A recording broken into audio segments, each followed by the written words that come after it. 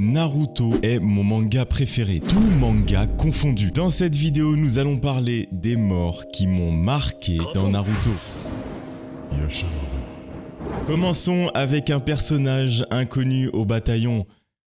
Yashamaru. Oui, je sais que vous l'avez oublié. Histoire de vous rappeler de qui nous parlons là, nous allons faire un petit récapitulatif de son parcours.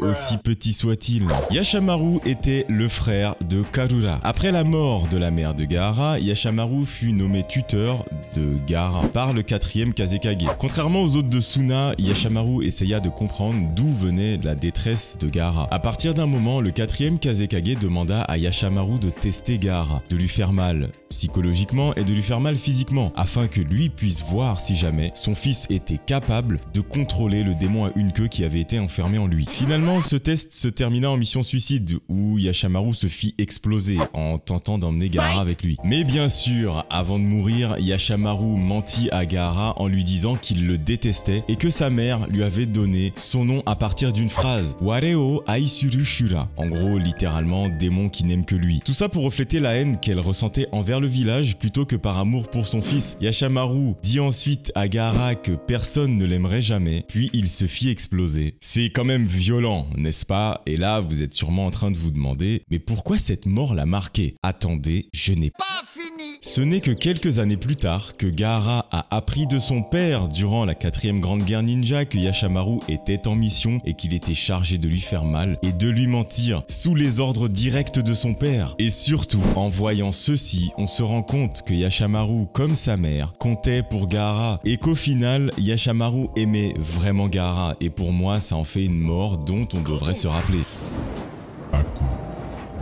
La mort d'Aku m'a marqué car j'étais assez jeune au moment où je l'ai vu et surtout c'est une mort que je trouve assez spéciale car c'est pour moi la première mort, je crois que c'est même la première mort dans le manga en fait d'un réel ennemi de Naruto qui montre qu'être ninja ce n'est pas une partie de plaisir. C'est aussi cette mort qui a fait de Naruto ce qu'il est aujourd'hui car il ne pensait qu'au fait d'être Hokage sans penser à tous les obstacles qu'il aurait pu rencontrer en étant ninja, notamment un face-à-face avec la mort elle-même. Ça me rappelle aussi la première mission d'Itachi, une mission dans laquelle une de ses amies voulait être ninja, était aussi joyeuse que Naruto à l'idée d'effectuer sa première mission, mais a vu un camarade mourir lors d'un combat. Et elle ne s'attendait absolument pas à ça en devenant ninja. Étonnamment, cette mort a été causée par un personnage que l'on voit dans Naruto et que je ne m'attendais absolument pas à voir là. Cette mission, elle est évoquée dans les romans concernant l'histoire d'Itachi, dans le premier roman, c'est-à-dire la première partie.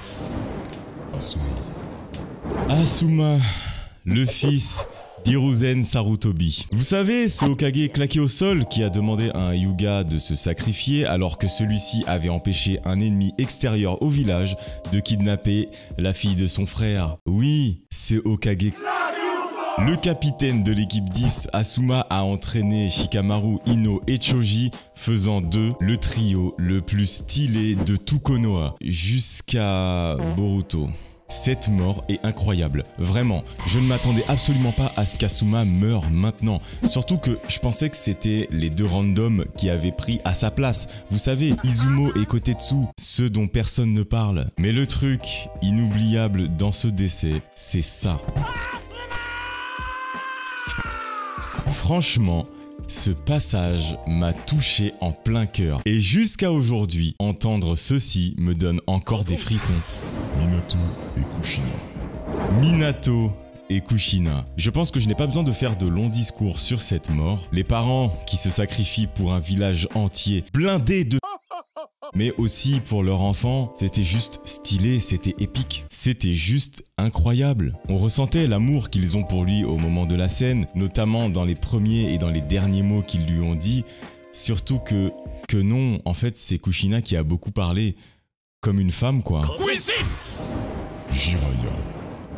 Le sensei inégalé et inégalable. Il se nomme Jiraiya. On va parler de souvenirs sensibles. Ce sensei qui a tout donné pour son élève, qui a été un mentor et un père pour lui, littéralement, c'est aussi lui qui a fait de Naruto ce qu'il est devenu aujourd'hui. Et surtout, n'oublions pas ce passage.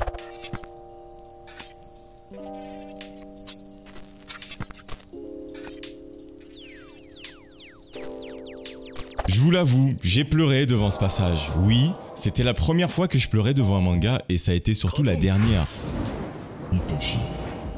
Je vous jure que ce personnage est excellent sur tous les fronts, surtout après avoir lu son histoire. Aujourd'hui, pour moi, Itachi est le meilleur personnage du manga. Lorsqu'il est mort, je dois vous avouer quelque chose, j'ai arrêté de regarder et de lire Naruto pendant 3 mois.